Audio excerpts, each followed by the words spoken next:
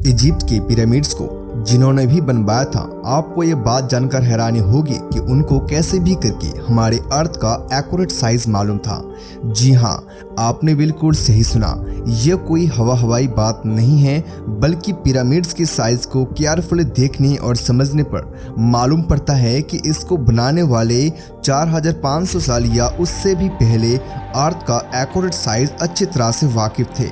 दोस्तों, एक और बार स्वागत है हमारे YouTube चैनल में। दोस्तों, इजिप्ट के पिरामिड्स के बारे में हम जितना ज़्यादा जानने की कोशिश करते हैं, उतना ही इसमें उलझाते जाते हैं। इस बात में कोई शक नहीं है कि इजिप्ट के बेशुमार मिस्टीरियस से भरा हुआ है, जिनको आज तक इजिप्टोलॉजिस्ट जानने की कोशिश कर रहे हैं। इनमें सबसे बड़ी मिस्टीरियस ये है कि पिरामिड्स कैसे बनाए गए और इनका असली मकसद क्या था। सालों की मेहनत और रिसर्च के बाद हमें यह बताया जाता है कि पिरामिड्स एंशिएंट इजिप्शियन फेराउन्स के थॉम्स हुआ करते थे। ये फेराउन्स इजिप्शियंस के लिए एक किंग से बढ़कर खुदा का दर्जा रखते थे, जिनको पिरामिड्स में ही दफनाया जाता था।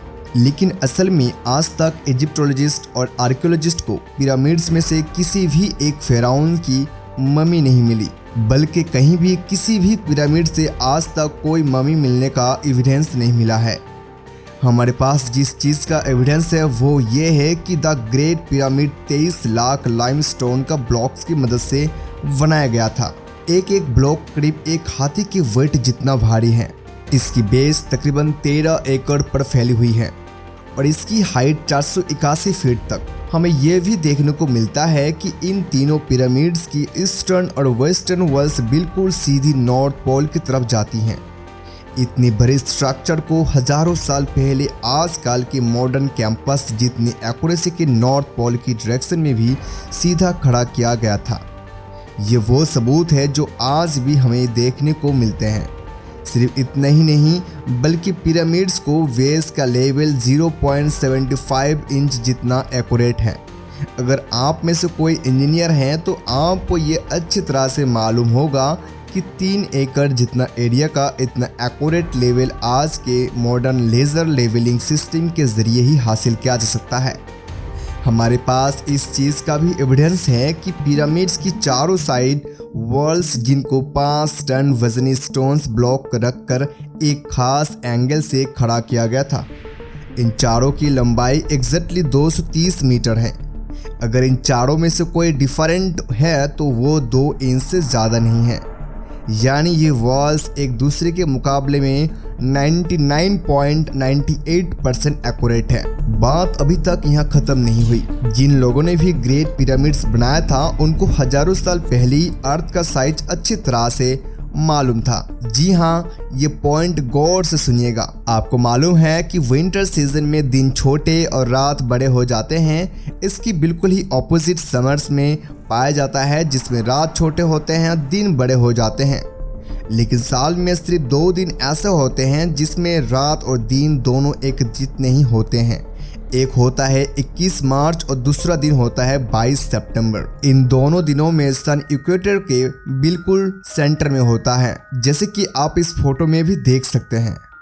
बाय द वे, इस मोमेंट को सोलर इक्विनॉक्स कहा जाता है। इसका मतलब ये हुआ कि इन दोनों डेट्स में 12 घंटे का दिन और 12 घंटे की रात होती हैं। 12 घंटों को अगर सेकंड्स में कन्वर्ट किया जाए तो ये 43,200 सेकंड्स बनते हैं। अगर 43,200 को ग्रेट पिरामिड की हाइट से मल्टीपल किया जाए तो उसका आंसर आता है 6,333 किलोमीटर। ये उतना ही लंबा है जितना अर्थ का पोलर रेडियस की है। अगर परसेंटेज में देखा जाए तो पिरामिड्स बनाने वालों को कैलकुलेशन 99.63% एक्यूरेट है। अब आप ये सोच रहे होंगे कि ये कोई कोइंसिडेंस है, लेकिन पिरामिड के बेस का पैरामीटर जो कि 0.921 किलोमीटर है, उसको अगर 43,200 से मल्टीपल किया जाए तो उसका आंसर आता है 39,804 किलोमीटर्स। आपको ये बात जानकर हैरानी होगी कि ये सरकमफ्रेंस को ऑफ अर्थ यानी अर्थ के पूरे एक गोल चक्कर के मुकाबले में 99.34% एक्यूरेट है।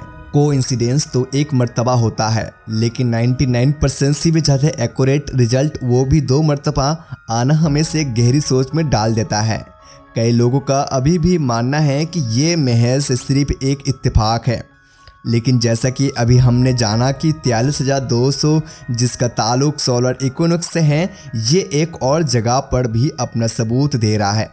नॉर्मल देखने पर पिरामिड्स की चारों साइड्स नज़र आती हैं, लेकिन असल में ये 4 नहीं बल्कि 8 साइड्स हैं। जी हाँ, ये 8 साइड्स के सिर्फ सोलर इक्विनोक्स वाले दिन ही ऊपर से दिखने पर नजर आती हैं। ये डिस्कवरी पहली बार 1940 में एक ब्रिटिश एयरफोर्स पायलट ने की थी, जब वो पिरामिड्स के ऊपर से गुजर रहा था। अब सवाल ये खड़ा होता है कि हजारों साल पहले पिरामिड्स बनाने वालों को अर्थ का पोलर रेडियस और इक्वेटर का सरकमफ्रेंस मालूम पड़ा, तो आखिर कैसे? इजिप्ट के पिरामिड्स हमारी सोच से भी ज़्यादा कॉम्प्लिकेटेड हैं। ये तमाम फैक्ट्स और जानकारी यकीन करना मुश्किल हो जाता है कि इनको 4500 साल पहले एक आदम दौर में बनाया गया था। क्या उनके पास कोई अद्भुत ताकत थी, या फिर वाकई किसी मखलूक ने इनकी मदद की थी, या फिर इनको इजिप्शियन ने बना ही नहीं था?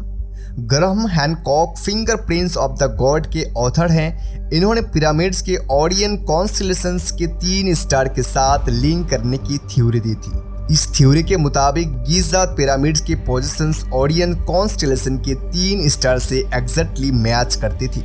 लेकिन मसला यह है कि ओरियन कॉन्स्टेलेशंस के ये स्टार्स पिरामिड्स की पोजीशन से ना आज मैच करते हैं और ना ही 4500 साल पहले एंशिएंट इजिप्शियन के दौर में मैच किया करते थे, बल्कि ये 13500 साल पहले एग्जैक्टली पिरामिड्स की पोजीशन से मैच करा करते थे। इस एस्ट्रोनॉमिकल एविडेंस से तो ये जाहिर होता है कि पिरामिड्स 11400 BC में इन स्टार से मैच करके ही बनाए गए थे। लेकिन उस वक्त एंशिएंट इजिप्शियन सिविलाइजेशन के होने का कोई एविडेंस नहीं मिलता। अगर आपको लगता है कि ये एस्ट्रोनॉमिकल एविडेंस कमज़ोर है, तो फिर इस फिजिकल एविडेंस के बारे में क्या ख्याल है आपका? प्रोफेसर रॉबर्ट स्कॉच का कहना है कि गीज़ा प्लेटियो, जो आज एक ड्राई जगह है, यह फेराउन्स के टाइम में भी ऐसी ही ड्राई होती थी, लेकिन लाइमस्टोन से बने 240 फीट बड़े स्पैनिक पर यह एरोशन सिर्फ हवा और रेत की वजह से ही नहीं, बल्कि इसमें पानी का बहुत बड़ा किरदार है। ये इरोशन सिर्फ तब मुमकिन हो सकती है जब पानी यहाँ से स्पीड में गुजरा हो। इस किस्म का इरोशन हमें कई और पहाड़ों पर भी देखने को मिलती है, जो किसी दौर में तेज पानी की लपेट में हुआ करते थे। साइंस के पास इस बात का एविडेंस मौजूद है कि 9700 BC में हमारी दुनिया से आखिरी आइस आगे गायब हुए थे। ग्लेशियर पिघलकर पानी बन गए और समुद्र का लेवल 500 फीट तक बढ़ गया था। इस इवेंट के दौरान अच्छा खासा पानी इस जगह से भी गुजरा था, जहां आज ये स्फेनिक्स मौजूद है। पिरामिड्स के अर्थ का साइज और इक्विनोक्स के साथ कनेक्शन इनको टू नॉर्थ के फेस लेजर लेवलिंग जितनी एक्यूरेसी से इसकी बेस का लेवल होना, ये मॉमीज का ना मिलना और पिरामिड्स की वॉल का 99.98% एक्यूरेट होना, ये सब चीज़ें हमें इशारा देती हैं कि शायद इनको इजिप्शियन ने नहीं बल्कि किसी ऐसे सिविलाइजेशन ने बनाया था जो पास्ट में काफ़ी एडवांस थी। ये भी हो सकता है कि इजिप्शियंस को ये पिरामिड्स बने बनाए ही मिले थे और उन्होंने इसको टेक ओवर करके अपने रिलीजियंस के लिए इस्तेमाल करना शुरू कर दिया था। इजिप्ट में कई मकम्मत पर पाए जाने वाले हायरोग्राफिक्स में, जिसमें एंशिएंट इजिप्शियन ने अपनी हिस्ट्री और रिलीजियस के बारे में काफ़ी चीज़ें लिखी थी। अफसोस इस बात का है कि इन हायरोग्राफिक्स में कहीं पिरामिड्स की कंस्ट्रक्शन के बारे में हमें कोई भी इंफॉर्मेशन नहीं बताई गई।